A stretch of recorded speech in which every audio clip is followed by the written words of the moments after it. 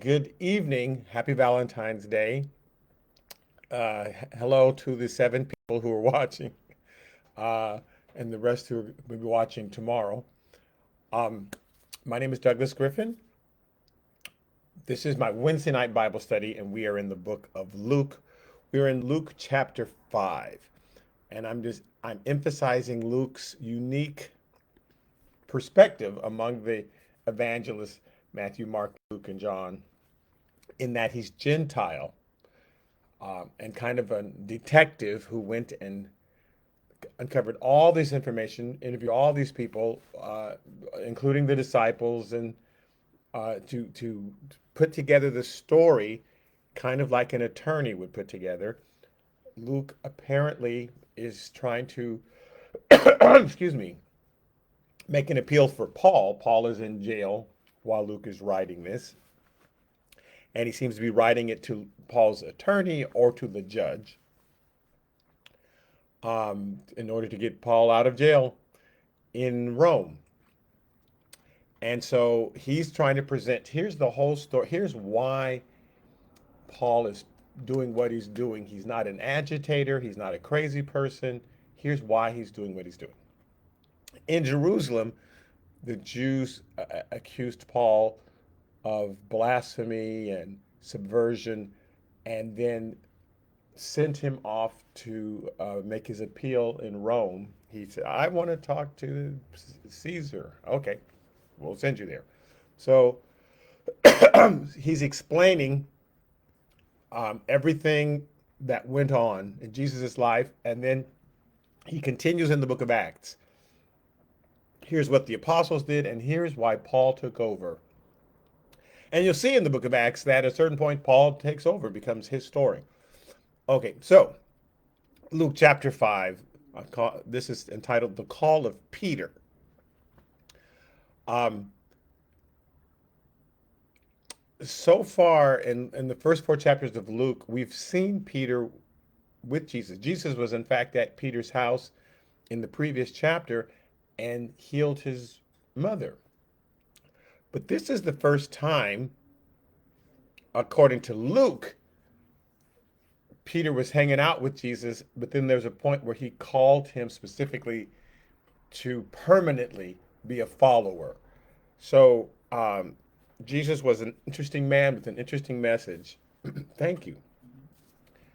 Um, but now he became the Messiah. And that's different than just being another interesting preacher. So, according to Luke's version, Peter had been hanging out with Jesus for a while when suddenly this incident happened on the Sea of Galilee.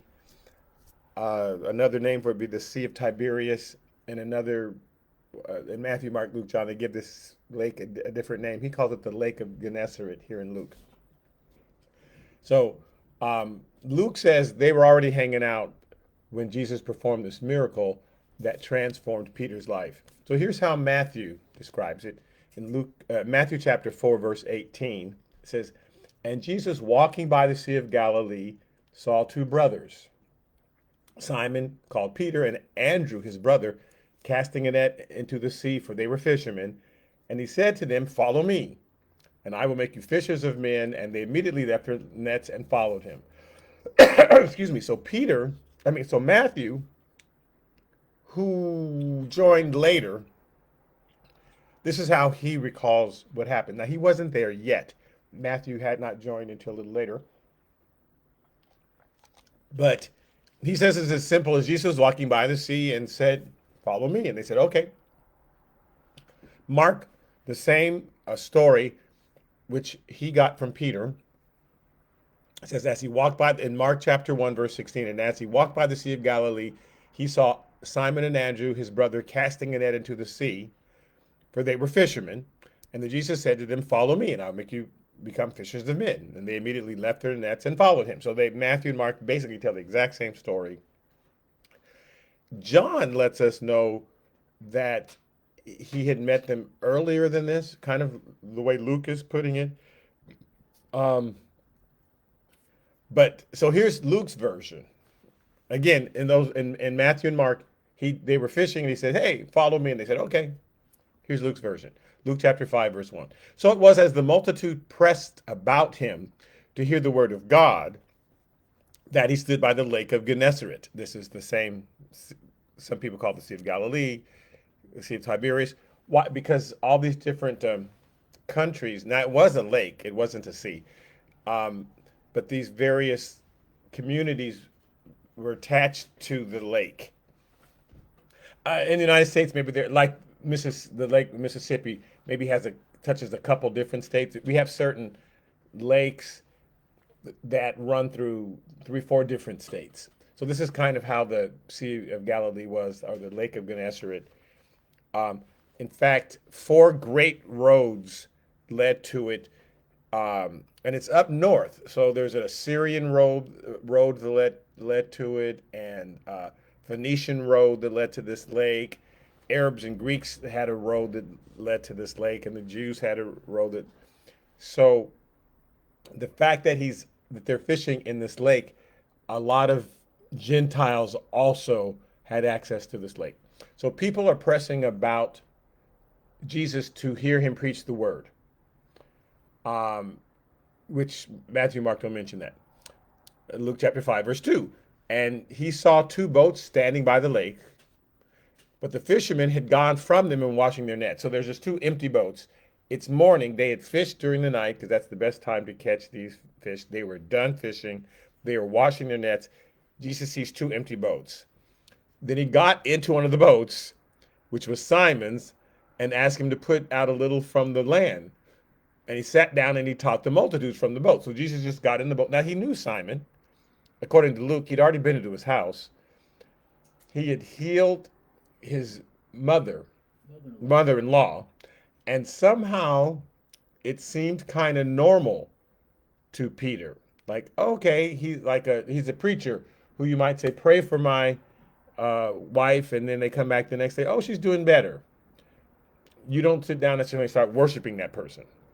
So Jesus healed his mother-in-law, but the way Luke portrays it, that they were happy, but they didn't think, oh, this is not until this incident, not until this miracle. So he sits down and he starts teaching from Simon's boat, and he pushes him out a little bit so that he could teach all this people. Now, again, in those days, the teacher sat, the people stood. So Jesus is sitting down in the boat. The people are all standing at the shore, and so he's using the lake to echo his voice, and he's preaching to all these people. Luke chapter 5, verse 4. And so Peter and Andrew, his brother, and actually James and John, because they all worked in the same fishing company, they're all listening as Jesus is preaching, but they're washing their nets.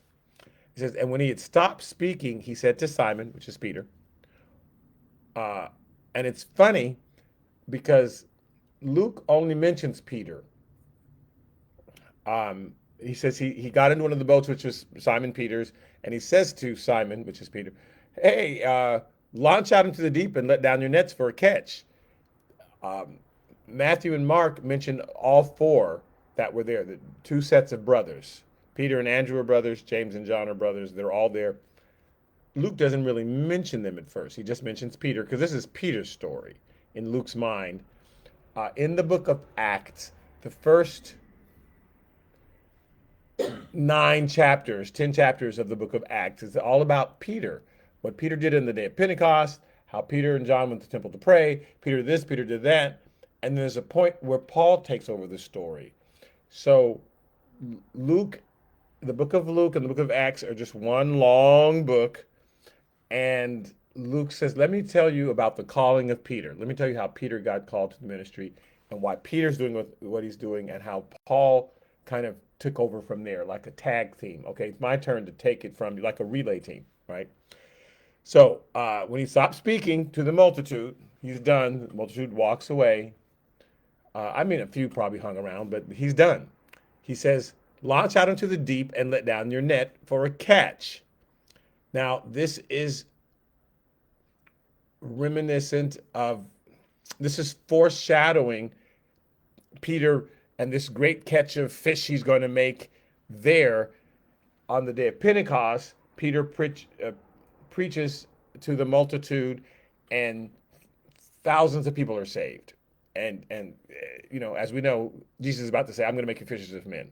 Right? So let down your nets for this great catch. So let me give you a physical example of where your life is going. Luke 5:5. But Simon answered him and said to him, "Master, we toiled all night and caught nothing." Like, we're fishermen and you're not a fisherman, you're kind of a carpenter. Nevertheless, at your word, I will let down the net. So he's letting you know, okay, I don't think it's going to work, but if you say so, I'm going to do it. This became a theme with Jesus and Peter. At your word, I'll do it. On this same lake, another miracle happens, and Peter uses the same terminology because it's like, ooh, if Jesus says it, it's going to happen.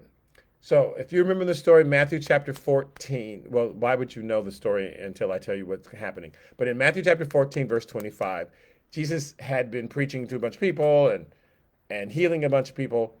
And then he sends the disciple. Jesus is tired. He wants some alone time. And so he sends the disciple, "You guys get in this boat, cross over, I'll meet you on the other side." They don't ask questions like, "Well, how are you going to get on the other side?" They go, "Okay." So verse 25 of Matthew 14 says, "Now in the fourth watch of the night," so it's about 3 a.m, Jesus went to them walking on the sea. So they're in a boat, Jesus is walking on the sea. And when the disciples saw him walking in the sea, they were troubled, naturally, like you would be. Yeah. Is he walking on the sea? Saying it's a ghost, because they had not seen a human walk on the sea. So Jesus must be dead, and now there's a ghost walking on the sea. And they cried out for fear. But immediately Jesus spoke to them and said, "Be of good cheer. It's me. Don't be afraid." Now they don't believe, because a ghost will just tell you things. Too late. Right. That, demon shows up in your room. "Ah, it's a demon. Don't be scared. It's me." No, I'm still scared, because you shouldn't be walking on the sea. And so Peter answered him and said, verse 28, "Lord, if it is you, command me to come to you on the water." Because I remember when we were on this very same lake and you commanded me to let down my net and all these fish came. And so if it's you, command me. That's why Peter doesn't just start walking on the, say the words and then I can do whatever you say. Like, that's the one thing I learned from that experience on this lake. If you say it, it's going to happen. So if you really, Jesus, I'll be able to walk on the water. So he says in verse 29, "Come." And when Peter had come down out of the boat, he walked on the water to go to Jesus. But when he saw that the wind was boisterous, he was afraid. Now, the only reason you can see the wind is that the waves are kicking up. Jesus did not calm the waves because he wants us to not be afraid of the waves in our life. The wind blows. Sometimes things just look bad. He does not want us to be afraid. If he says you can do it, you can do it. And it doesn't matter what it looks like. So not if you tell Jesus, "I'm going to go downtown and do this," God just look at you and go, "Oh, really? Go ahead. Let me see this. Can't wait to watch." But if God tells you something, if God sends you somewhere, if God says, "Go down and do this," if you feel led to do something, it's going to happen. But he doesn't calm the wind around you. So it can still look crazy. It doesn't mean anything. We have to trust what God spoke to our hearts and that it's going to all happen. So circumstances may not go the way you want. Doesn't matter. Just calm down. But Peter's looking at the wind. Even though Jesus is standing right in front of him, he takes his eyes off Jesus. That's his mistake, right? Starts looking at the waves. He saw that the wind was boisterous and he was afraid and beginning to sink. Now, I want everyone here to go stand on water and see if you simply begin to sink. So beginning to sink. So he's just slightly going, because the more he's looking at the waves instead of Jesus, the more he's starting to go down. He's looking at the waves, not looking at Jesus. And that's just a metaphor for our lives, right? The more we look at the other circumstances and just keep your eyes focused on Jesus, you'll slowly start to get that sinking feeling. So he's just beginning to sink. And he cried out, "Lord, save me." And immediately Jesus stretched out his hand and caught him and said to him, "Oh, you of little faith, why'd you doubt? Why, I do you not? I'm standing on water, so you don't. But you think the water is more powerful than me? You're watching the waves go, and you think, like, what's going on? I'm standing on the water. I said you can do it. Remember when I said, nevertheless, let down your and you let down your net and caught a great. If I say it, you don't have to worry about it. Don't look at the waves. So what it says, and so verse 32 of Matthew 14. So when they got into the boat, the wind ceased. Now the wind didn't cease when they got into the boat, and sometimes the wind won't cease. That doesn't bother Jesus. He's not scared of the wind. And as long as you got your hand in his hand, you're fine. So they get in the boat, then the wind ceases. And then those who are in the boat came and worshiped him, saying, "Truly, you are the Son of God." Now, because they are seeing things they just never seen a human do or never even imagine it can happen. Okay, now we got it. You just walked in water. So nature has to bow to you. Provision has to bow to you. Everything has to bow to you. And each of these miracles God's doing through Jesus, or Jesus doing them as God, to show this circumstance I'm over, that sort of thing I'm over, all these things that you think rule, I rule them. So when they crossed over, they came to the land of Gennesaret.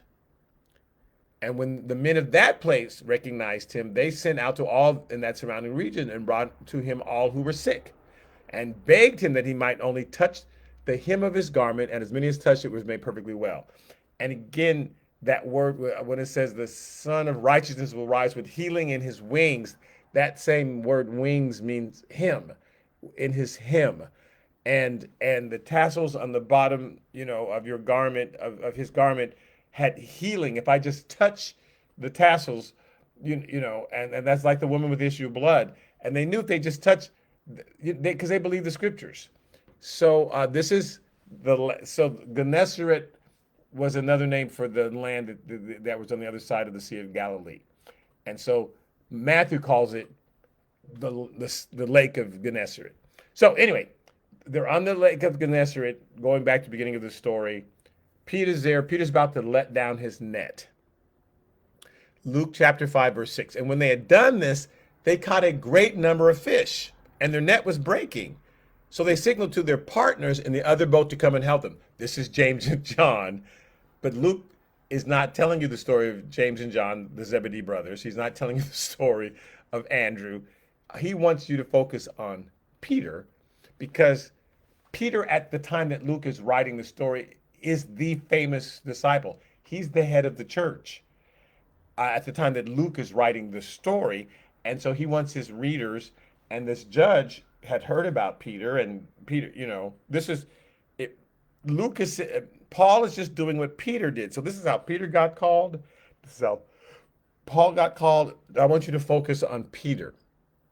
So they signaled to their partners, but in the other boat, to come and help them, and they came and filled both the boats, so that they both began to sink because there was so much fish.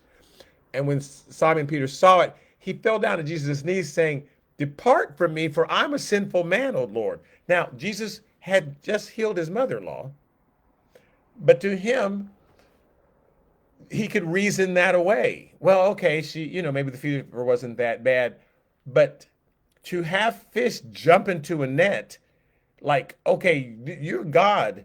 You can. So if we went to church and you had your minister pray for you, and then you felt better the next day, oh, thank you, Pastor, I feel so much better. You don't think, oh, my pastor must be the Messiah. But the pastor comes to your house, maybe you have a swimming pool in the back, in the back, and he touches the water, and suddenly it's filled with thousands of fish. You go, okay. First, anybody that I know, you say, "Get out of here, devil." That's right. You just filled my pool with fish. Go away. Exactly. But that's different. Somehow that's a different level than somebody getting healed, because we always can reason away healing, but you can't reason away fish appearing out of nowhere and jumping into a net. So that's why he says, okay, depart from me, I'm a sinful man. You really are the Messiah. You're not just a preacher with a really good message that's kind of interesting, and you stay at my house and you've healed some sick folk. You're the Messiah. Now he's saying, depart from me, as opposed to, yay, the Messiah is here. Because in Jewish culture, God shows up, he's going to punish you. Because you've God's right there. He can only be there because you're in trouble. For example, in the book of Judges, with chapter 13, Manoah and his wife, suddenly an angel showed up, basically to say you're going to have a child, but the angel would only talk to the wife, and Manoah kept trying to butt in, and the angel's like, I'm telling her, and so Manoah invites him in, and they feed him, but they don't know it's an angel.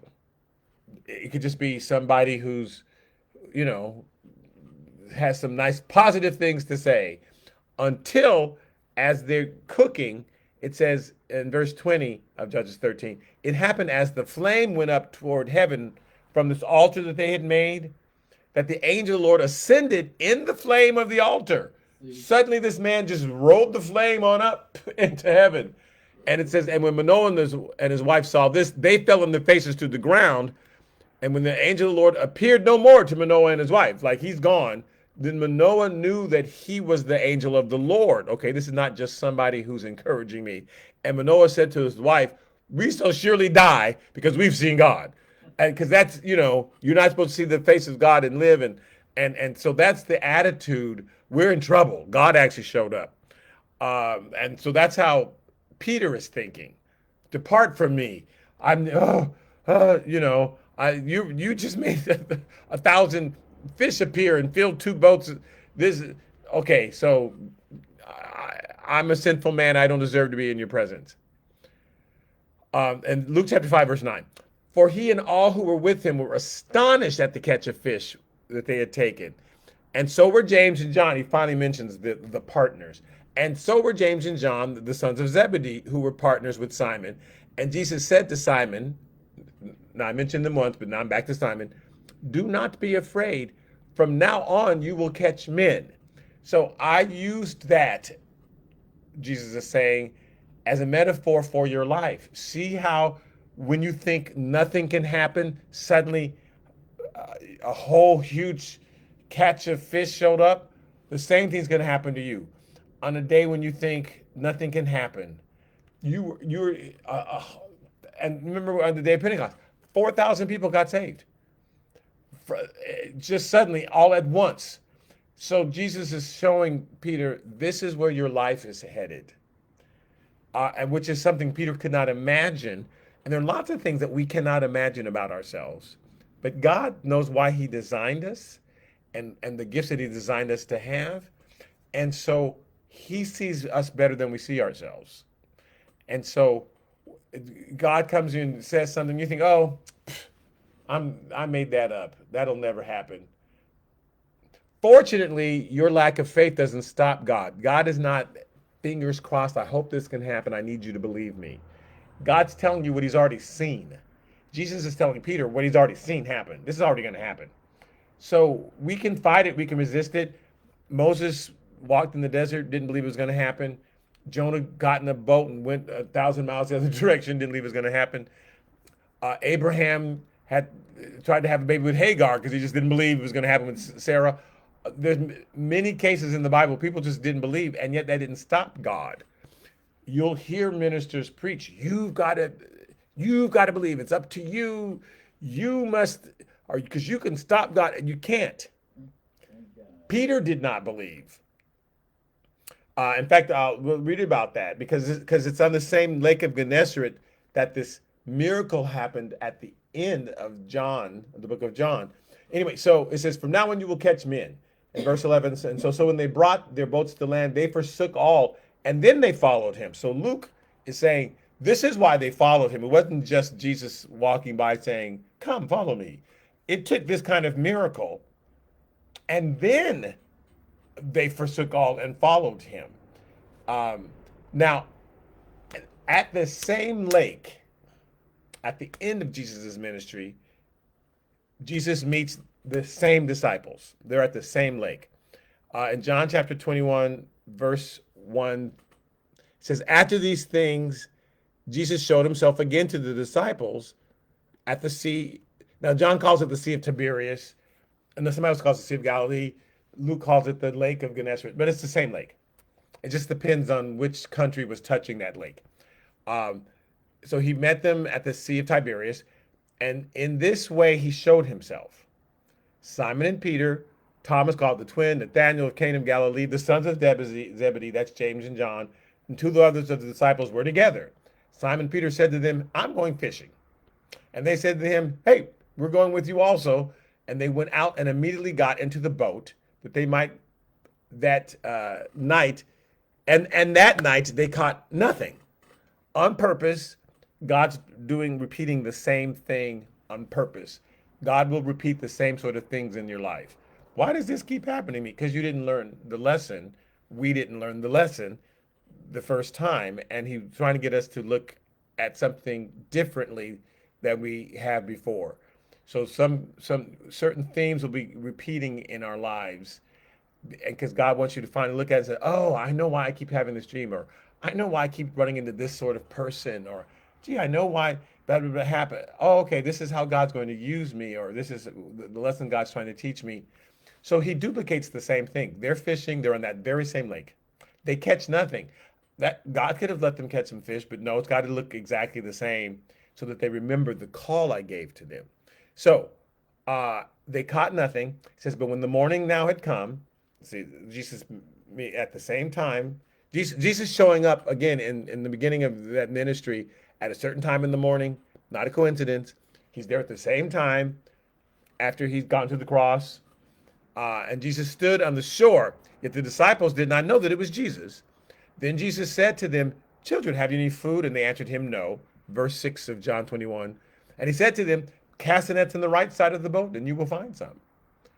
Okay, whoever you are. So they cast, and now they were not able to draw it in because of the multitude of fish. Suddenly this huge catch of fish comes. Therefore the disciple whom Jesus loved, this is John, said to Peter, it's the Lord. Like they didn't catch it because they weren't thinking about Jesus. They weren't thinking that Jesus was going to show up. But they're having that same experience, and John got it, but Peter's not getting it. But now, it says, now when Simon Peter heard that it was the Lord, he didn't recognize the person because he's staring at the fish. Then he put on his outer garment, for he had removed it, and plunged into the sea. And the other disciples, however, came in the little boat. So Peter swimming to the shore to see Jesus. The rest of them were coming in the boat. And for they were not far from land, but about 2 cubits, and dragging it with the fish. So here's what had happened right before this. In Mark chapter 16, right after Jesus has been crucified, 3 days later, he appears. The women are the ones who were who were there. No one else. The disciples are all depressed. Oh, we're defeated. Peter had denied Jesus 3 times, and they're all depressed. Because they just never got the message. Like, I have to go to the cross. They did not understand what the crucifixion meant. They really had it in mind. Jesus is here to defeat the Romans and take over the government. And okay, I was about to preach a sermon about Christians not understanding our mission. But anyway, so he appeared to the women and to Mary Magdalene. So he says in Mark chapter 16, verse 7, go tell his disciples and Peter that he's going before you into Galilee. Because he'd already told them, Peter, I'm going to go to the cross. But when I do, I'm going to resurrect. I'll meet you in Galilee. But Peter is like, no, you're not going to no cross. And when the people showed up, Peter cut off the guy's ear. And Jesus is like, what are you doing? I told you all this is supposed to happen. And then they drag Jesus off, and Peter denies Jesus that he even knows him, and Peter's depressed. So that's why he says, tell the disciples and Peter that he's going before you into Galilee, and there you will see him. And this is an angel talking to them. As he said to you, like he told you, go to Galilee. And then in verse 10 of Mark 16, she went and told those who had been with him, and they mourned and they wept. And when they heard that he was alive and had been seen by her, they did not believe. So she goes back to the disciples. She goes back to John and Peter. They don't believe her. They run. They find the empty tomb. Peter's convinced. oh, well, they took his body. John's starting to believe, but the disciples still don't believe because why? Peter's especially thinking, why would he appear to the women and not to me? So they must be crazy. In Luke chapter 24, verse 32, while all the disciples are sitting in the room mourning, they're upset, even though the women have come and said, hey, Jesus appeared to us. They don't believe it. In verse 32, it says, the two disciples show up because Jesus went with them to Emmaus and told them everything, and they realized, oh my God, this is actually Jesus. So they go back to the disciples because the women telling him they didn't believe him. The two men say it, and of course, oh, the men are saying it, we believe you. Okay, so verse 32, and they said to one another, did not our hearts burn within us while he talked with us on the road and while he opened the scriptures to us? So they rose up that very hour and returned to Jerusalem and found the 11 and those who were with them gathered together, saying, the Lord is risen indeed. And they said, so they told them, right? And those that were with them gathered together said, yeah, oh, well, the Lord is risen indeed. The women told us, and now that these men have told us, we really believe it. And he's appeared to Simon. Now, somewhere, Jesus appeared to Simon, not when he went to the tomb. When he first came back and sat with the disciples, and he's all depressed, thinking Jesus hates me, somewhere, because when the women first showed up, Peter did not believe. But somewhere he must have left the house, gone outside, and Jesus appeared to him outside, and he came back in and eventually told everybody, oh, Jesus just appeared to me outside. So somewhere while he was in that room, clearly Jesus didn't appear to him in the room because everybody would have seen it. He must have appeared to him outside because everybody's clear that he did appear to Peter separately, but it's not, that encounter is nowhere in Matthew, Mark, Luke, or John. It's nowhere, but Luke records it that Peter told everybody, well, Jesus appeared to me. So it happened somewhere. Now, in Mark chapter 16, which is Peter's version of the gospel that he told to Mark, in verse 14, it says, later Jesus appeared to the 11, as I said at the table. So this is the first time that he's appearing to everybody. He appeared to the women. He appeared to Mary Magdalene. Somewhere he appeared to Peter. And now he's appearing to everybody. So later he appeared to the 11, as I said at the table, and he rebuked their unbelief and hardness of heart because they did not believe those who had seen him after he had risen. So they did not believe. When the women showed up, they did not believe. Peter didn't go, yay, it's true. Jesus showed up and yelled at them. Why didn't you believe the women? They didn't believe until Simon went outside and then came back. So somewhere Simon went outside depressed. Oh, I can't believe it. He appeared to the women and the women are lying and Jesus showed up. Simon came in, didn't tell anybody what Jesus said. We will never know. When we get to heaven, we can ask Peter, what did Jesus say to you? We don't know. Or maybe Jesus didn't say anything. He just appeared and looked at him like, what are you doing here? I told you to meet me in Galilee. I sent the women with a message that said, meet me in Galilee. Why are you still here? Jesus appeared to them twice. And they finally went to Galilee, but instead of going to where he, on the mountain of transfiguration, where he showed himself in his risen body there, instead of going there, they went fishing. So Jesus is meeting them at the lake. Okay, you're in Galilee, but you're not where I told you to go, because they're just fishing. And they're shocked that Jesus is there. So Jesus calls Peter over and says, let me holler at you for a minute. And, as we know, he says, do you love me? Yes, I love you. Feed my lambs. Do you love me? Yes, I love you. Feed my sheep. In John chapter 21, verse 17, he says to him the third time, Simon, son of Jonah, do you love me? And Peter was grieved because he said to him the third time, do you love me? Well, he says it because Peter denied him 3 times. So Jesus says, you love me. Do you love me? Yes, 3 times. This makes up for it. We're even. We're good. You know how you said you denied me 3 times? Well, now 3 times you have said that you love me. So get over it, Peter, because you're sitting here mourning. You're fishing. I told you when I first met you, I would make you fishers of men. I met you back here.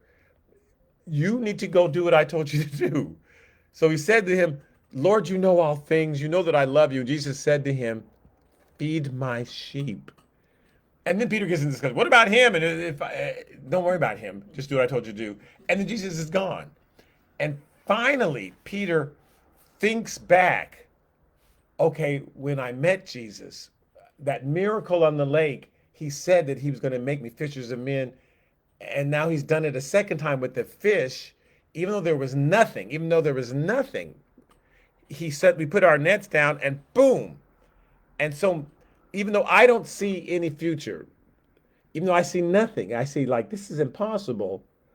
I just have to believe that Jesus is going to fill my net. And that's the lesson for Peter. Peter, you don't see how it's going to happen. You don't know how it's going to happen. You have no idea. But trust me, I will fill your net if you just put out your net. That's why on the day of Pentecost, Peter just stepped outside and took a chance. I'm going to throw out my net. Hey, everybody. And he preached a sermon to them, and 4,000 people got saved at once. It's like Jesus filled his net. But it was up to Peter to trust. God's not ever going to force us to do anything. We have to trust and believe. But if we put down the net, he'll feel it. He'll feel it. He will fill it if we put out the net, right? If he told the woman, go grab jars and I'll fill them with oil. We have to do so. Hey, Abraham, if you start walking, I'll lead you to the land that I, promised you. But Lot had to start walking. And then when he got there, that's when God appeared and said, yeah, this is it. So sometimes we want to see first and then I'll believe. Like Thomas. If I see, then but God is encouraging us if he speaks to you. So let me balance this out with the people who just create something in their own heads and think that they can manifest it. Not a thing. If God speaks to you, he wants you to believe it. Take that chance. Go ahead and pray for that person, or go ahead and start that thing, or do that, whatever that is. If God speaks to you, even though it looks like nothing, like that's impossible, that will never happen. He's saying, put down your net. I'll fill it. I just need you to put down your net, though. Then I'll fill it. If you put it out there, even though you see nothing, I've told you it can work. Believe. Again, that's the opposite of you telling God, I think I'm going to move to Montana. And then I'm just making it Montana. Nothing wrong with Montana. I'm just saying you telling God something and then, as though God is your servant. We can't just choose something and then God has to do what we say. So I'm not saying just go do something crazy and then God's obligated to go. No. But if God speaks to your heart, even though it feels like I feel like I'm supposed to go apply for that job, or I feel like I'm supposed to go to that college, or feel like I'm supposed to move there. I just feel that God's leading me to do that. Go ahead and do that, even though like I don't know what's going to happen, but I feel like God wants me to go. I just really, the feeling won't leave every time I go to sleep. It's just on me. Just do it. Be like Peter. Don't have God have to show up to you another time. Be like Peter. Put down your net if God's telling you to, even though you see nothing, he will fill it. Okay, so I'm going to end there. We're in the book of Leviticus on Sundays, and we're continuing in the book of Luke on Wednesdays. Thank you so much. Yes, Rodney. Well, I said it again, so hopefully you got it. So thank you so much for listening, and I will see you next week. All right, bye-bye.